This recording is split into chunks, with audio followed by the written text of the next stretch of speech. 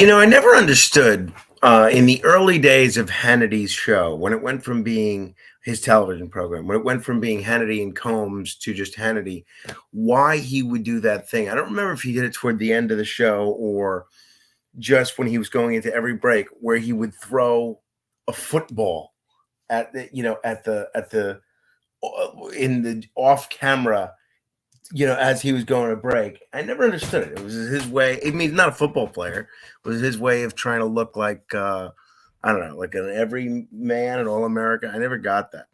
So I figured I found one of Carmine's little footballs. Figured I would throw it, see if we can get some of that Hannity audience. I don't know if he still does that. If anyone's watching, and you can let me know if Hannity still does that. I think never got that. And if anybody can explain why he does that. When Jay Diamond was doing his television show on Uba TV, he would satirize that and throw a basketball.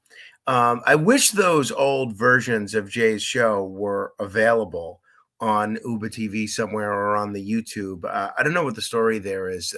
Uba TV, if you don't know, was John Tobacco's company. There are still some clips of it on the YouTube, but those Jay Diamond shows were just terrific, as were a lot of the great Jeffrey Lichtman commentaries, a lot of the great Curtis commentaries, a lot of the great Bob Grant shows. And that video exists somewhere. I don't know if John Tobacco has it or if Brian D'Antoni has it or someone, but it would be great. I mean, it's just a tremendous historical archive to be able to get that stuff. Well, there are some people that were born to be on roofs, and then there's me. I was not born to be on the roof. Yet yesterday, I found myself doing a whole bunch of stuff on the roof. That's me, and there are a number of other photos, but they're not too flattering. There's me on the roof, and the good news is I came down, didn't break my neck. I'm still here.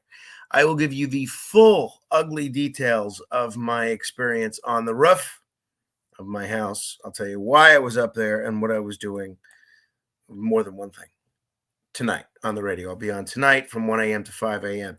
I know everyone's getting ready to either go to church or hit the road for the Memorial Day holiday or to just watch CBS Sunday Morning. So I'll make an effort to keep this relatively brief. That's why I appreciate if you're watching. Please share this video. And if you're watching as well, please like or comment, and we'll try and cover as much ground as we can in a short amount of time. So we're heading to Long Island today ourselves. So hopefully the traffic is not too bad. We're going all the way out to Eastern Long Island. So hopefully Carmine has a decent enough time in the car, and hopefully Rachel will give me control of the radio for at least a portion of the trip out there. We'll see. We'll see. You never know. But that's our trip today. Whatever you're doing today, let me know what you're doing. If you want to type in the comments where you're driving to.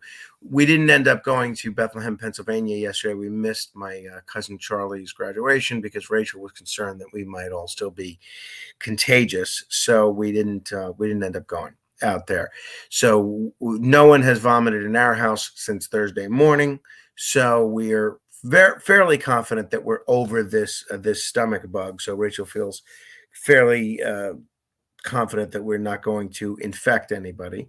So we are heading out there to Long Island. Thank you to everybody else that invited us to places today. And I'm sorry we can't be there. You wish you could be everywhere, but you just can't. A couple of things. One, I was just looking over because I'm on Saturdays, I usually don't, and after Smerconish, I usually don't use my any electronic devices, my mobile phone or the computer, and I just keep it in isolation. And so Sunday morning is my first time to check my everything, Twitter, email, Facebook, whatever. And a couple of things. One, I'm struck by, because when you first look at your phone after not having it on for a while, you're almost kind of jonesing for a fix. You're not used to being away from it all this time, and you're expecting all these substantive things that you missed. You know what I missed? Not much of anything, almost nothing. And I really find it so helpful to give yourself a break for a day from your phone and from electronics. And I really do find it puts your mind at ease a little bit, takes you out of that rat race for a day. So I would encourage you to try it if you haven't tried it already for a day or two a week, because I really do think we're always so caught up in the phone. So one of the things, because was catching up on the phone. One of the things that I did was I went into the Facebook group, and we have this Facebook group, which is meant to be a place where people can chat about the radio show. You can join it at facebook.com/group/Radio Morano. Radio show, connect about the things that they like and the things that they dislike. And I go in there, and it never ceases to amaze me as I'm approving all the posts that were pending, is people are always trying to post stuff in there that has nothing to do with our show. And in spite of the fact that I've asked repeatedly on the radio and in the Facebook group, please use this only for stuff related to our show, people are still posting general interest stuff in there about anything and everything. Don't do that. Please just make it about stuff on our show. I would thank you very much. Ellen writes, so I guess you made your decision. I guess family always trumps everything else, but if you could actually use AI, you could be in all places at one time. Well said, Ellen. Hannah, good morning, Frank. Good morning to you, Hannah. Thank you very much. Appreciate that. Well, at the very least, I'm hoping I could sleep on the way out to Long Island and on the way back, and then get some work done for the show when we get back and before we leave. Hopefully it's not too late of a day out there. We'll see. But one article that I think it was Barb that did post in the Facebook group, which really did hit home with me, is in the New York Post this weekend. And this affects us. New York City families on 3K waiting list fuming as lack of clarity as parents now face lengthy commutes. And we're one of these families. Thousands of Big Apple families have been waitlisted for the city's free 3K program, and many are fuming what they say is a lack of clarity about the future of their toddler's education. Yeah, that's us. We're on the wait list for a dozen different schools. And, the DOE confirmed that while 94% of the 43,000 applicants had been given offers, about 2,400 families were left without a placement. Well, yeah, I don't know if they count us in the 94%, but the placement they gave us was 35, 40 minutes away. There's nowhere near our house. So, for us, it's almost the same as not being given a spot. So we've been applying to other 3K schools, and you have to pay every time that you apply, $100. So we're going to continue to apply, and we're going to make arrangements probably to just pay to send Carmine somewhere. Sorry. But if one of the spots opens up on the wait list, then we'll hopefully send them to one of the schools that's free near us. But otherwise, we'll just pay. But that caught my eye, and I'm curious if anyone watching is similarly affected. I know our friends Rich and Danielle are in the same boat. I'm curious if anyone else is similarly affected. If you are, please write about it in the comments and let me know your experience. Oh, Barry Goldsmith checking in. I had a great time with Barry on the radio recently. He does the Been There, Haven't Done That travel column. And Michael Cutler and Dabalape Munagam Kingsley checking in. Hello to both of you. If anyone watching, any of our 12 Facebook viewers or our 20 Twitter, aka X viewers, want to share this, please be so good as to share it. You'll help, you'll help get things, going. Michael asked a question: do you make all the decisions about what gets posted in your Facebook group? Not me exclusively. Just because there's I only have 24 hours in the day. There's a couple of other people that are administrators that also help in terms of getting stuff approved. But it's a pretty basic criteria. The rules are very clear. It's post stuff relevant to the show. Don't attack any of the other hosts. Don't attack any of the other members. respect people's privacy, and things of that along those lines. I mean, it's not anything that's a difficult formula to you know to adhere to. All right. Um, so that's that. I made a note of something that I was going to bring up. Window. What is window? Can't imagine why I was going to say window. I don't know. All right. Um, there was a couple of interesting things. One, last night, President Trump spoke at the um, Libertarian National Convention and got booed for about his whole half-hour speech. The day before, Robert F. Kennedy Jr. spoke and got cheered for about his whole half-hour presentation. And oh, by the way, I'm sure this will affect the algorithm, but this is something one of the listeners sent me. Boop. That's nice. But I was watching this, and I'm shocked that Trump agreed to this because I've been to libertarian conventions before, and they're crazy. I mean, they're wild men, and I'm shocked that he agreed to a format where he would be giving a speech where he would be heckled for 30 straight will and yet he did. And I have to think he thinks that's a mistake. Now, obviously, if they end up endorsing him this weekend, it won't have been a mistake. It will be the right move. I mean, for Trump, politically, the best scenario is they endorse him. The second best scenario is they endorse someone other than Robert F. Kennedy Jr. that no one has heard of, which I think is the most likely scenario. And then obviously the worst case scenario for him is if they endorse Kennedy. But I think I thought that was a very odd choice by Trump's campaign for him to go and get heckled as he's given these, this 30-minute situation. So that's that. What in the world did I mean when I wrote window? I can't figure it out. Hey, I posted on Facebook an article from July, and we interviewed the author of this piece at the time in The Hill about young people getting cancer. And it's a very sad situation, but the rates of young people getting cancer have gone up.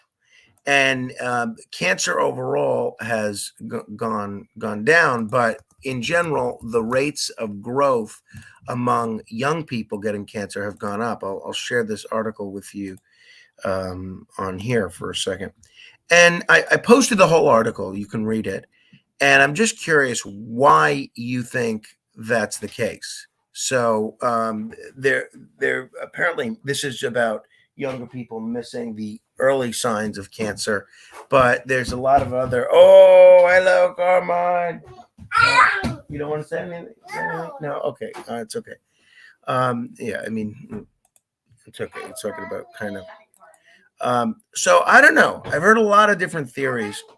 Some people have theories that it has to do with what it has to do with diet. Some people have said, or lifestyle in general, meaning things like obesity and things of that nature. Other people have said it's environmental. Other people have said, I'm just going to close this. That's okay. No, if he wants to come back, he can. Other people have said it may have to do with the environmental issues or the air we're breathing, the food they're eating. A lot of people think it's this. Everybody's constantly on their mobile phone. As of now, I don't think there is a consensus. So it's scary. It's scary. I mean, when you think of people getting deadly diseases, you think of older people. You don't necessarily think of younger people. And yet someone I know who's just about 30, she may not even be 30, it's just got a cancer diagnosis. And apparently this is becoming more and more prevalent, is these rates of cancer among young people going up. So I don't know whether it's environmental or lifestyle or something else, but I posted that article and I'm curious. I'm curious what your position is. Matt Davidson asks a great question. Since today is John Wayne's birthday, what is your favorite John Wayne movie? And he writes, mine is Rio Bravo. First of all, Matt, shame on me. I did not even realize that today was John Wayne's birthday. I would have brought as a prop. I have this whole collection of DVDs of all the John Wayne movies that I guilted Kevin McCullough into giving me, and I have it in there. I don't know that we're going to have time because we got to go out to Long Island and then after work. But I'd love to watch a John Wayne movie today. I love John Wayne. My favorite John Wayne movie, though, I mean, there are so many. It's like, how do you pick? I have three. The Searchers. That's got to be number one. 2, Stagecoach. 3, not as good as the other two, but the only one that he got an Academy Award for, True Grit. I absolutely loved True Grit. The remake is very good too with Jeff Bridges.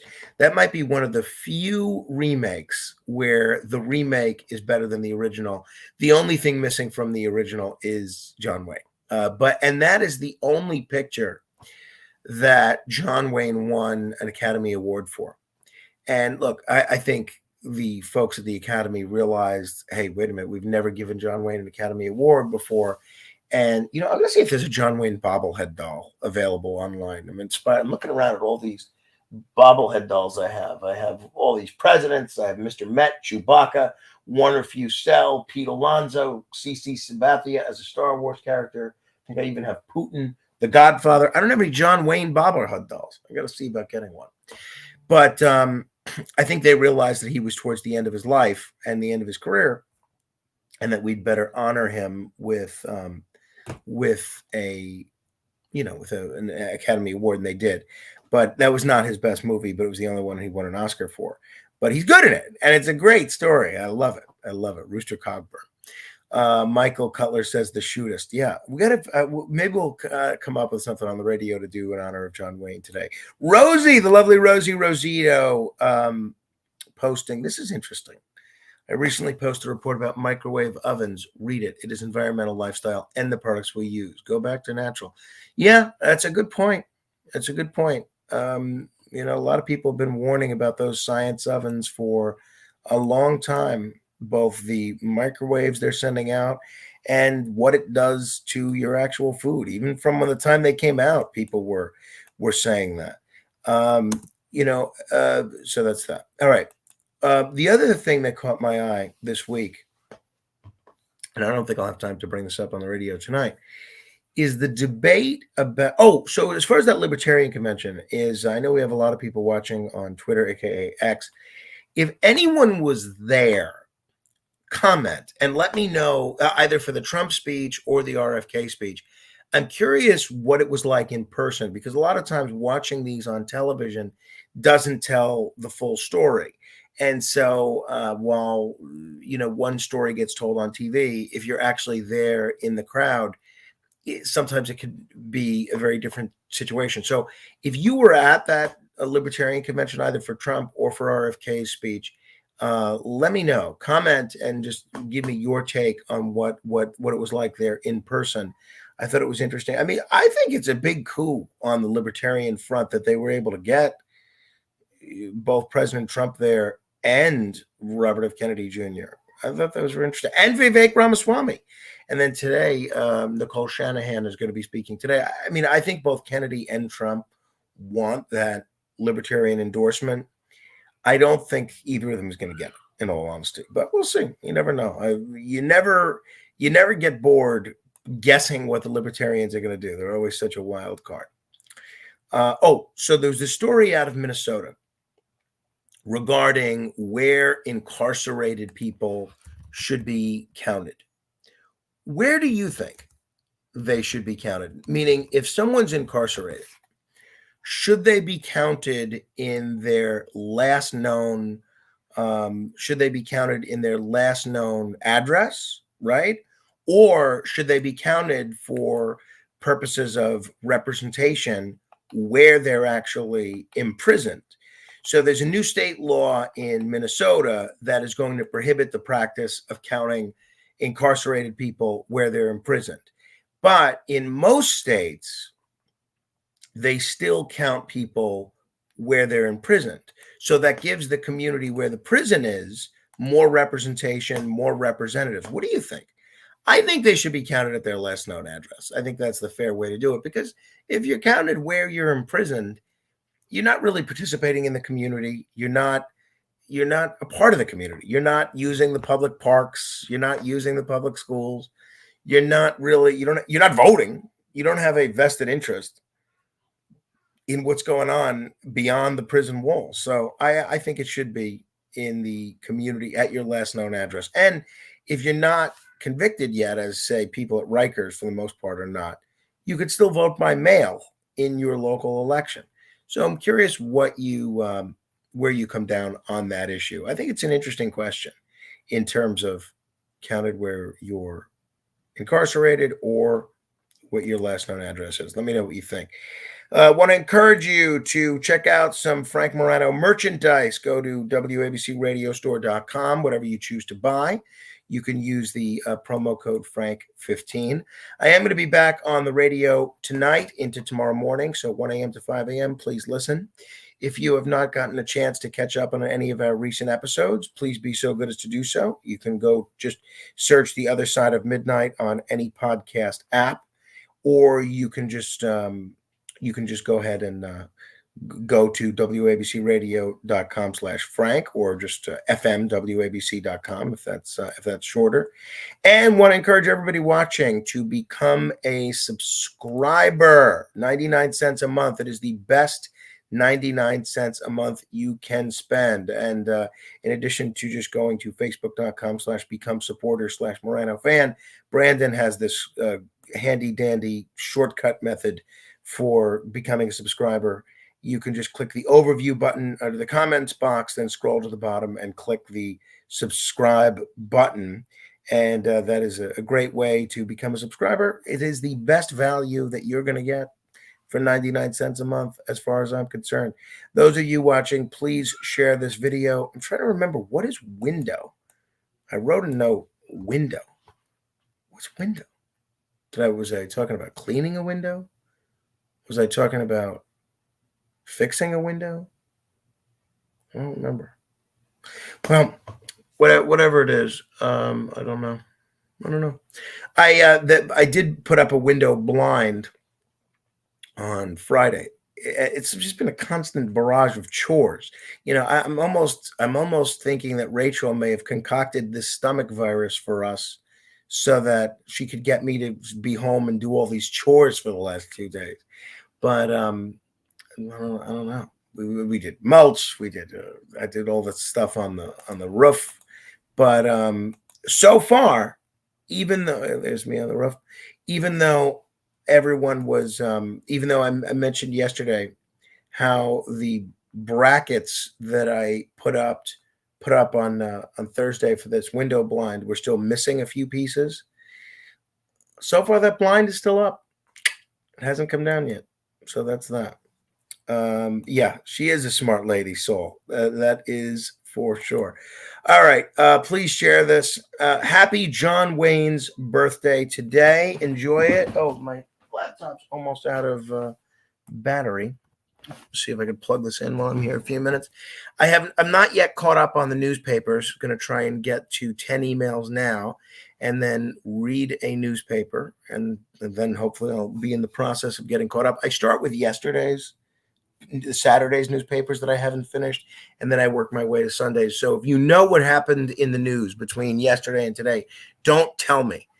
I kind of like to build up, almost like I'm watching a movie and don't want to know the ending. So don't tell me what happened between yesterday and today. I'm still living in terms of news awareness as if I'm in Friday's world.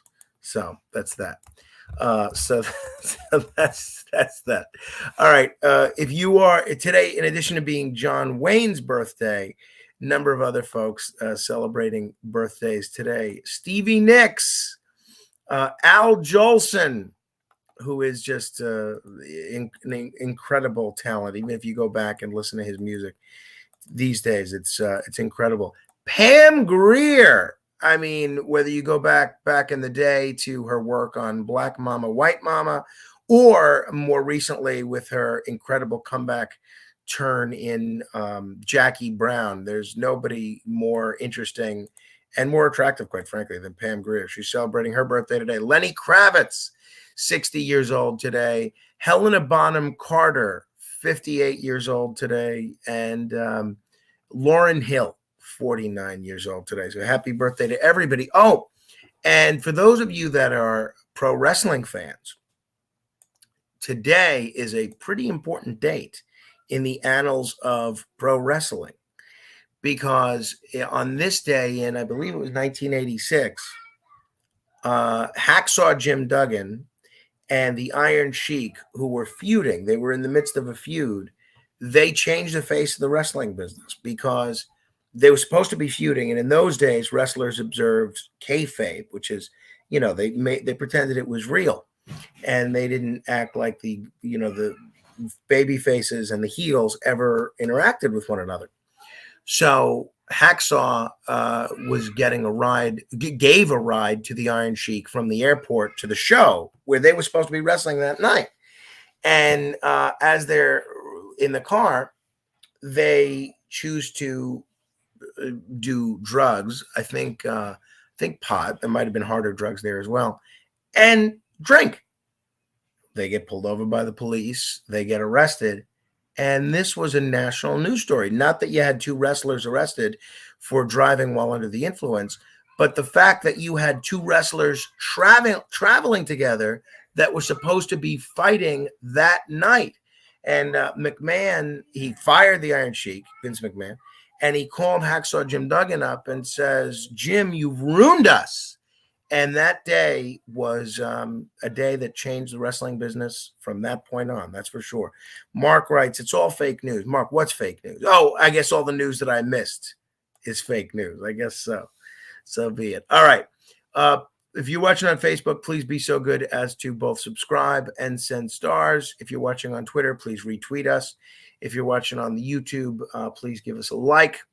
And I hope everyone has a wonderful Memorial Day weekend.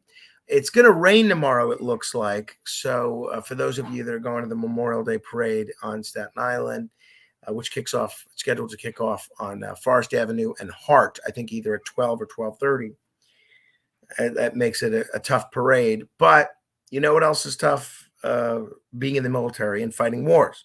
So hopefully you can do something to remember the fallen servicemen that we're supposed to be celebrating this holiday for, even if it's just flying the American flag or something along those lines. Hope you have a great weekend. Those of you that are doing what we're doing and traveling out to Long Island, I hope you have a day that is largely free of traffic. Maybe we'll see you out there. If you see us out there, feel free to beep. If you're looking for something to listen to while you're out there, you can catch up on the podcast. Friday's podcast, quite good.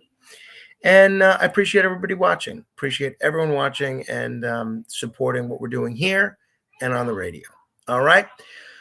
We'll hopefully have a chance to do one of these tomorrow as well. But I'll see you 1 a.m. on the radio.